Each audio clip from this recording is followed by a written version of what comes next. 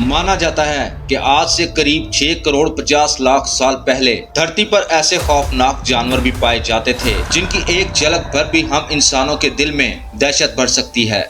इन खूंखार जानवरों को साइंसदानों ने डायनासोर्स का नाम दिया। डायनासोर्स की उस वक्त कई प्रजातियां पाई जाती थी। इनमें से कई तो इतने बड़े थे कि उनका वजन 80,000 किलोग्राम तक होता था। वहीं कुछ डायनासोर्स उड़ सकते थे, कुछ बहुत खूंखार शिकारी होते थे, तो वहीं कुछ फूल फल और पत्तियां खाते थे। ये सब अपनी दुनिया में मस्त थे। इनके साइज और इनकी ताकत को देखकर ये बात साफ तौर पर कही जा सकती थी कि उस वक्त धरती पर और ऐसा कोई जानवर नहीं था जो इन्हें टक्कर दे सके या इनके रास्ते में मुश्किलें पैदा कर सके।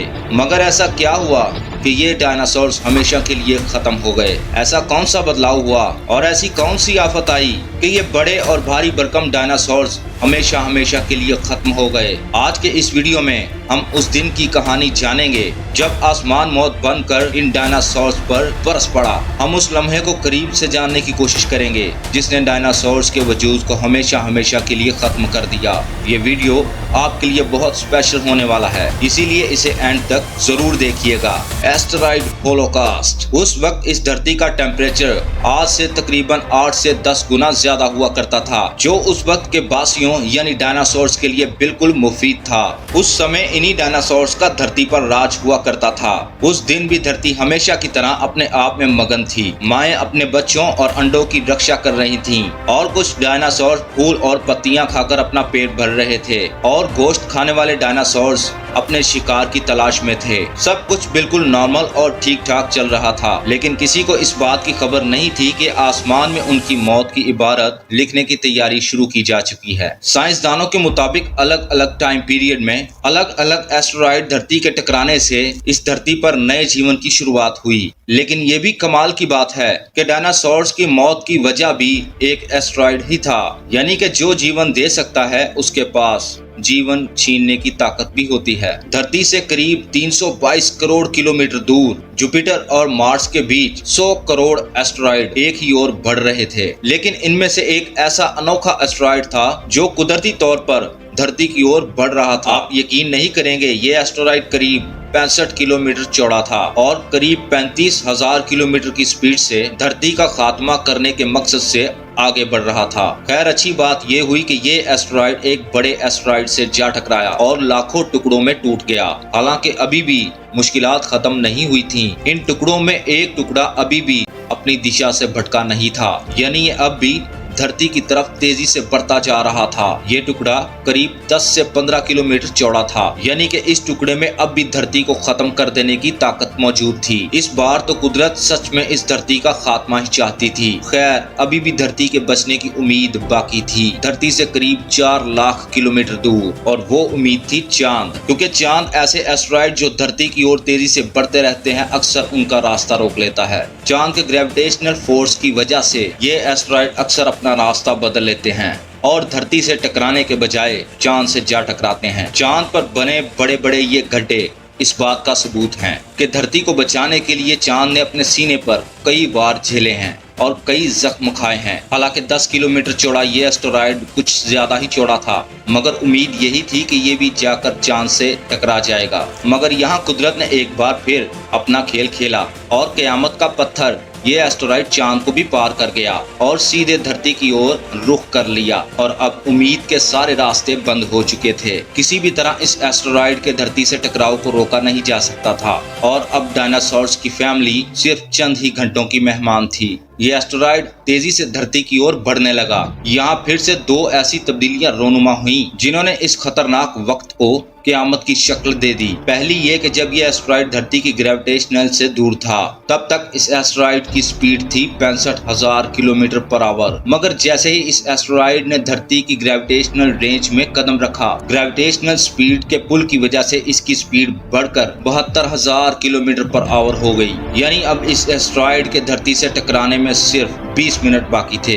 लेकिन इससे पहले कि यह धरती से टकराता, दूसरी घटना घट गई। तेज स्पीड और जमीन से उड़ती हुई गैसेस की वजह से इसमें आग लग गई, यानी एस्टेरॉयड अब आग के गोले में बदल चुका था और 10 किलोमीटर चौड़ा यह आग का गोला अब बस धरती से टकराने ही वाला था और आखिरकार इस धरती के विनाश का वक्त आ ही गया। इस आग के गोले ने धरती छू ली थी। आज की धरती पर जहां नॉर्थ अमेरिका में मैक्सिको है, वहां इस एस्टेरॉयड का टकराव हुआ। जब यह एस्टेरॉयड धरती से टकराया तब इसका टेम्परेचर था 20,000 डिग्री सेल्सियस। आप यकीन नहीं करेंगे, लेकिन यह टेम्परेचर सूरज की सतह से 4 गुना ज्यादा था। माना जाता है कि जब यह आग का गोला धरती की सतह से करीब 800 किलोमीटर दूर था, तब भी इसकी चमक और गर्मी इतनी ज्यादा थी कि जिस भी जानवर ने इसकी तरफ देखा होगा उसकी आंखों की रोशनी चली गई होगी। इस एक्सप्लोजन का फोर्स करीब 100 करोड़ मेगा टन था। इसे आप यूं समझिए कि हिरोशिमा और नागासाकी पर गिराए जाने वाले एटमी बम के फोर्स को तो भी ये एक्सप्लोजन उससे करोड़ों गुना ज्यादा शक्तिशाली था।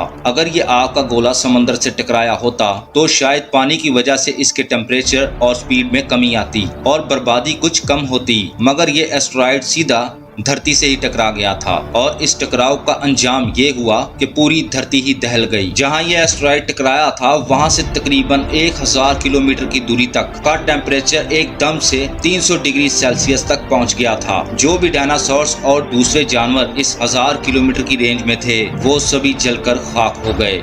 इस भयानक टेम्परेचर की वजह से धरती के एटमॉस्फेयर का पूरा मॉइस्चर भाप बन गया। धरती पर जिस जगह ये एस्टेरॉयड टकराया था उस जगह करीब 180 किलोमीटर चौड़ा और करीब 20 किलोमीटर गहरा गड्ढा बन गया था। इस बड़े से गड्ढे को देखकर ही अंदाजा लगाया जा सकता है कि ये टकराव कितना भयानक रहा होगा। लेकिन ये तो सिर्फ अभी तबाही की शुरुआत थी। आपको बता दें कि इस जबरदस्त टकराव की वजह से जमीन पर मौजूद मुख्तलिफ किस्म की धातें लाखों टुकड़ों के रूप में उछलकर फिजा तक पहुंच गई थी और कुछ ही देर बाद आग के गोलों के रूप में वापस धरती पर गिरने लगी। ऐसा लग रहा था जैसे आसमान में से धरती पर आग की बारिश हो रही हो। इस बारिश की वजह से आसमान में उड़ने वाले डायनासोर्स और जमीन पर रहने वाले डायनासोर्स भी खत्म हो गए। कुदरत का ये खौफनाक रूप यही नहीं रुका।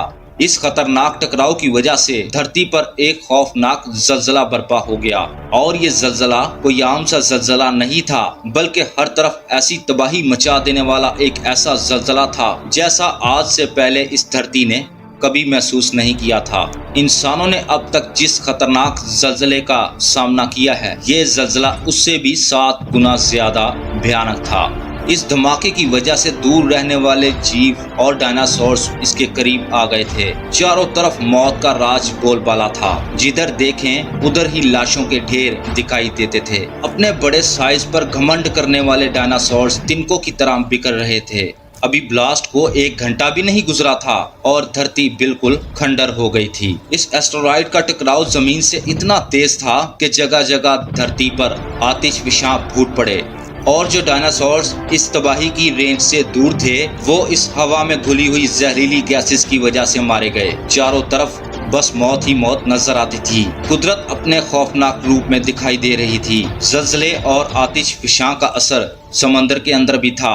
समंदर में उठने वाले जलजले और आतिशफिशां ने सुनामी का रूप ले लिया और समंदर उबाले खाने लगा। बड़ी बड़ी लहरें उठने लगी। ऐसी खौफनाक सुनामी धरती ने आज तक नहीं देखी थी। इस सुनामी की वजह से समंदर के अंदर का जीवन पूरी तरह से तबाह हो गया था। सारे मेरीन क्रीचर्स मारे गए। यहाँ तक कि समंदर के आसपास रहने वाले जानवरों पर भी सुनामी क़यामत बनकर टूटी। सब के सब जीवन से हाथ धो बैठे। इस खतरनाक टकराव की वजह से आसमान में डस्ट पार्टिकल्स का ऐसा गुबार बना कि उसने लगभग पूरी धरती को ही ढक लिया। ये धूल और धुएं का गुबार करीब 7 किलोमीटर मोटा था। यानी अब धरती पर सूरज की रोशनी का पहुंच पाना बिल्कुल ही नामुमकिन था। ये बहुत बड़ा गुबार धरती पर कई महीनों तक छाया रहा, जिसने हवा को तो जहरीला बनाया ही, साथ ही सूरज की रोशनी को भी जमीन नहीं छूने दी। इसका असर ये हुआ कि पेड़ पौधे धीरे धीरे मरने लगे। धरती के हर हिस्से से ही आहिस्ता आहिस्ता जिंदगी का नामो निशान मिटने लगा और जो डायनासोर्स फूल और पत्तियां खाकर अपनी जिंदगी गुजारते थे, उन पर यह आफत एक कहर बनकर टूटी और वो भूख से तड़प तड़प कर मर गए। और इसी तरह पूरी धरती के डायनासोर्स की सारी प्रजातियां समाप्त हो गईं। खैर, जीवन कभी रुकता नहीं है। इस खतरनाक तबाही के बाद जो छोटे मोटे रेप्टाइल्स और मैमल्स बच गए थे, धरती पर जिंदगी को बचाए रखने की जिम्मेदारी अब इन पर थी। चलिए आज की वीडियो में बस इतना ही। उम्मीद है आपको वीडियो पसंद आई होगी, तो हमारे इस वीडियो को लाइक कर दें और कमेंट सेक्शन में अपनी कीमती राय का इजहार जरूर कीजिएगा। और अगर आपने अभी तक हमारे इस चैनल को सब्सक्राइब नहीं किया तो लाजमी कर लीजिएगा और साथ बने घंटी के बटन को जरूर दबाइएगा ताकि इसी तरह की इंटरेस्टिंग वीडियो के नोटिफिकेशन आपको बर वक्त मिल सकें।